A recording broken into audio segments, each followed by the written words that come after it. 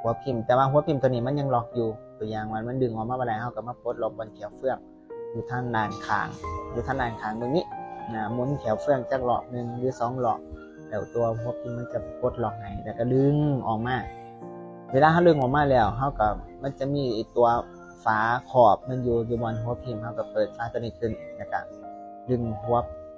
ที่พักน้ำมึกมันออกดึงที่พักน้ำมึกออกก่อนเพื่อเขาหันจะมาหลูดเอาสีเขามาจีมองพักน้ำมึกก่อนอยู่ในนี้มันจะมีตึกน้ำมึกอยู่สีมันจะมีสีดำสีเหลืองสีฟ้าแล้วก็สีคือสีบัวเนี่ยเอากะหาอุปกรณ์เสริมคือแสลงนี่แหละดูดมึกหรือขึ้นดูดทุกสีแต่มันมีน้ำมึกอยู่ในห้องพักมึกมันอีกตัวหนึ่ง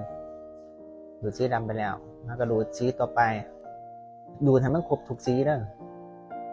เสื่อมประมาณสีตัวใดเบิ้ลเท่ากับดูดสีตัวนั้นถ้าสีตัวใดบ่เบิ้ลเท่ากับดูด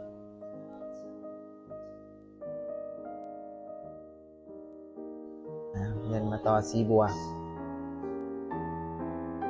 ดูดไปจืดดูดขึ้นให้มันเต็มที่พักมึก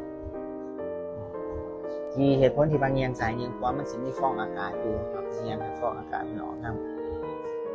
ต่อมาเป็นสีเหลืองคือดูดในเมื่อดูดเต็มพักมึกแล้วประกอบที่พักมึกกันเอาไปตัวหัวพิมพ์คือเก่าแล้วก็เอาสายจัดสาย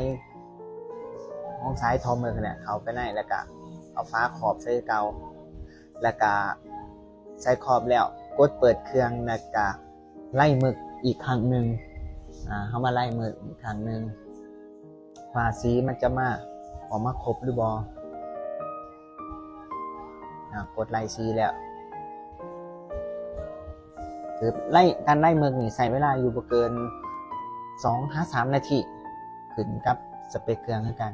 บางตัวกับล้นตัวนั้นอีก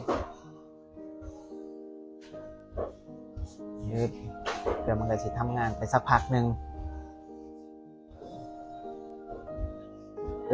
มาเบิ่งการค้นเทส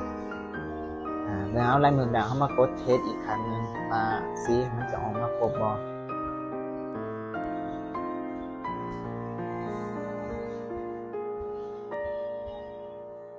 คือมาเบิ่งค้นเทส